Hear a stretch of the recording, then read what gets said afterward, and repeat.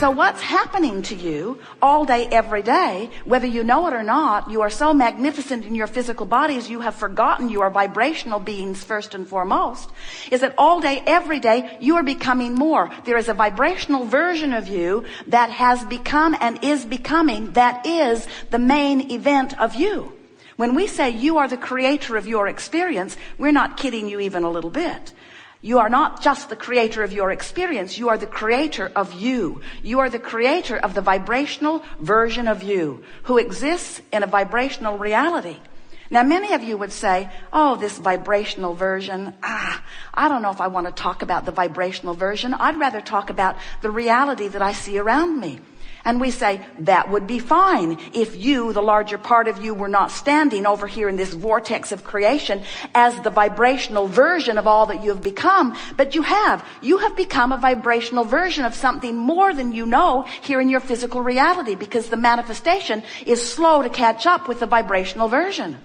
So if you spend your time focusing upon the reality, looking at the money that is now in your checkbook, looking at the people who are now in your life, looking at the person who is now not in your bed or that you would like to be in your bed, as you are looking at what is, as you are facing the reality of what is, you are in most cases depriving yourself of vibrational alignment with this vibrational version, which is where the larger part of you stands. And so when you do that, you deprive yourself of the alignment with who you really are. We're not just talking about the stuff that you slow down.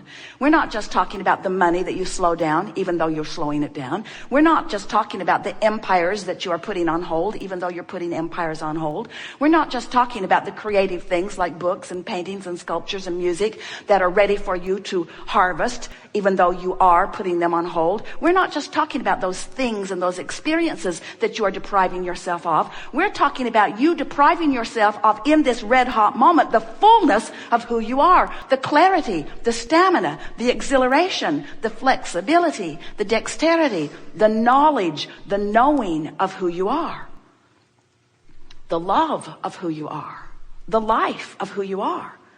You see, you can't have it both ways. You can't look where you've been and at who you are at the same time. Now, here's the thing we really, really want you to hear. And if you can get this, you'll have it all.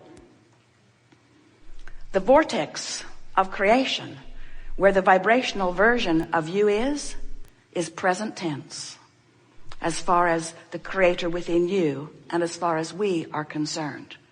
When you ask for it, it's present tense. But you, bless your hearts, you've gotten so good at exploring the manifestation that you don't want to call it present tense until it's in your driveway. You don't want to call it present tense until others can see it. And we say, oh, it's so slow to have to wait for everybody to be able to see it. It's easy to tune in to stuff that's manifested. So what preachers and teachers have been saying to you for a long time about faith really applies here. Because what faith is a vibrational attitude. What faith is an awareness, a vibrational focus, an attention to what's in this vortex of creation. And if you can focus upon what you've asked for and no longer beat the drum of why you ask for it, I want this magnificent thing because it's so awful not to have it. And because it's so hard over here without it.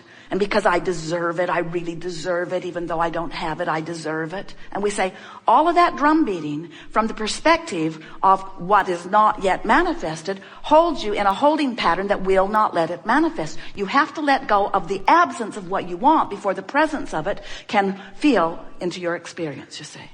We want you to feel the reality of this vortex of creation. This is vibrational reality. We're not making this stuff up. Everything that you see that is manifested was first vibrational reality. And once it's been vibrational reality, everything that you see is first a thought upon longer until it takes form. Everything that you see that is manifested was first vibration. And the gap, the amount of time that it takes from the offering of the idea and flowing it vibrationally into your vortex and the full-fledged manifestation of it is as short as no time when you are a vibrational match to what you're asking for. The amount of time it takes for you to manifest things wanted is the amount of time it takes for you to get in the vortex and consistently stay there. So when we say to you, which will be the answer to every question that you ask today, it would be very boring by the end of the day. Go to the vortex, go to the vortex. And so some will say, well, what does that mean? And we say, it means stop doing whatever you're doing that's keeping you out of the vortex. What do I have to do to get in the vortex? Nothing. Well, then how come I'm not in there? Because you're doing stuff that holds you out. Okay, so what do I have to do to get in? Nothing. Well, then how come I'm not in there? Because you're doing stuff that keeps you out. Abraham, are you deaf? Can't you hear what I'm asking? I'm not in the vortex. How do I get in? What do I have to do? Nothing. But you have to stop doing that thing that's holding you out. And your question is fair, because we've never seen anyone who could just stop thinking that thought. Because when you say, I'm not going to think that thought anymore, you're thinking that thought you're not going to think. I'm not going to do that anymore. Have you ever done that? I'm going to quit smoking. Sure you are. I'm not ever going to eat that again after this one. So what you have to do is start doing things that allow you vibrational proximity to the vortex. This vortex that spins in a place of pure positive energy, what that means is no resistant thought. In other words, when you say, I really, really want, what do you want? Call something out. I really, really want $100,000. I really, really want $100,000. That, if you could leave it right there, is a pure thought. But if your sentiment is, I really, really want the $100,000 that I don't have, not a pure thought. When you say, I want the money because I need it, not pure. I want the money because it is exhilarating and because it gives me freedom and because I can do this and this and this. When you talk about what you want and why you want it, it is usually a pure thought than when you talk about what you want and where it will come from and when it will come and who will bring it and how you will get it. In other words, there's a lot of things you do in your action-oriented exposure to life that hold you in vibrational patterns of disallowance. So we call those vibrational patterns of disallowance resistance. Resistance to the natural flow. And whenever you got resistance going on, it's indicated to you by your emotions of resistance. And emotions of resistance are always negative emotion. Emotions of resistance don't feel good, and emotions of allowance feel better and better and better. So if you have an emotion of resistance, so you're angry or frustrated or fitful or worried, when you feel worried, that means you've got this residual of resistance going on that is keeping you out of the vortex. And so you walk around not in the vortex, so comfortable with not being in the vortex that you don't even know what you're missing. But when you take the time to focus yourself into the vortex deliberately, into the vortex where your clarity is and where your exhilaration is, where your perfect rendezvous in every moment with everything that you want, where the universe is able to give you in moment after moment so much full life experience that you wonder why you would ever step out of the vortex.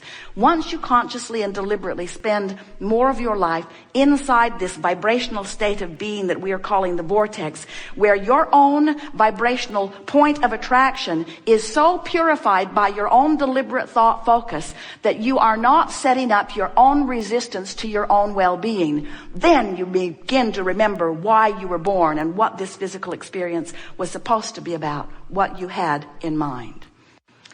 Now, there are a lot of people, in fact, most everybody you know, spends most of their time outside the vortex. They don't know about vibration. They don't know what their emotions mean. They want to be positive and they try, they make some effort to be, but they're not really managing their vibrational flow very well. So most people are outside the vortex most of the time. And then they gather together in groups, on the internet, or just in neighborhoods. Law of attraction sort of brings them in their similarities together. And they come up with conclusions about how they and everybody else should live life. Laws are made from that group. In other words, they are the ones that decide. They sort out the good piles from the bad piles, and they decide what's the right way of life and what's the wrong way of life. And we will acknowledge that among those outside the vortex efforters, that it is evident when someone is trying and when someone isn't. They have diplomas. They have better paying jobs in many cases. They live in nicer houses in many cases. You can tell which ones are trying and which ones aren't in that out of the vortex group. But friends, it's the out of the vortex group. It's like being king of the molehill.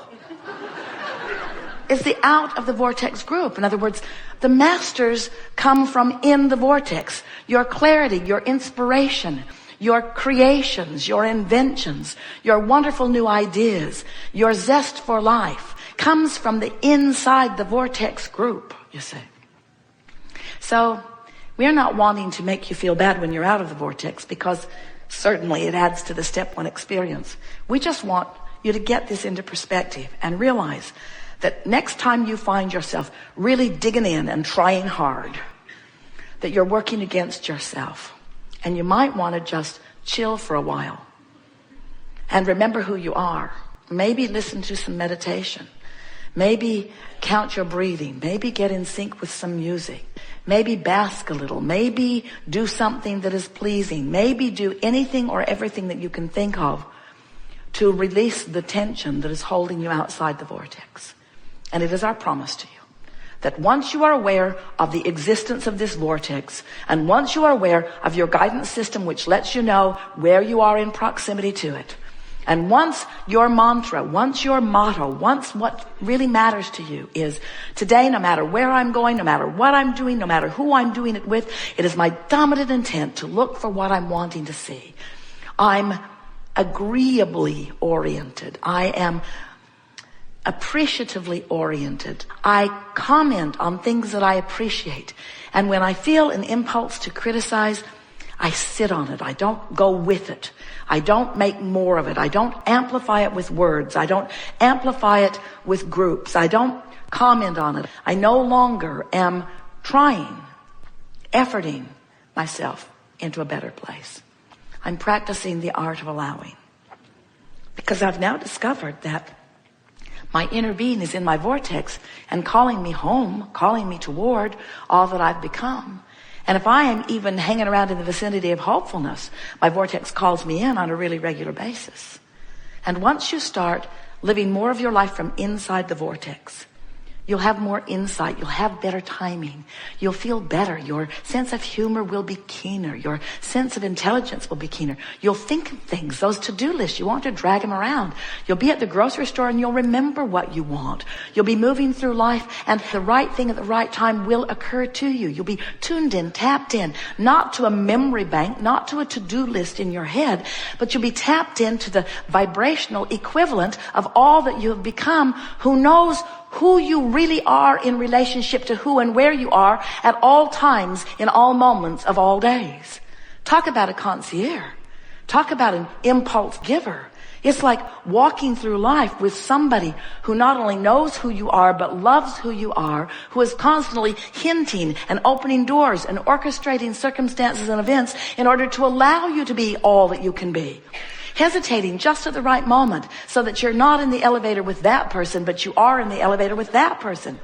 Finding yourself hesitating in traffic just right so that it opens for you so that you can make your lane shift. In other words, there are so many things that many of you might call inconsequential or insignificant that just make the flow of life so remarkable. When you live life from inside the vortex, you're living life as you intended. Because you are a powerful creator who said, I'll go forth, I'll choose from the buffet, I'll identify what I want, and I'll line up with it. And I'll do it again and again and again and again, because lining up with who I am is the zest of life that I've always been looking for. You think it's the manifestations, and we want you to have manifestations. We're not trying to talk you out of the glitter or glitz or beauty or anything that you want. We want you to have the manifestations.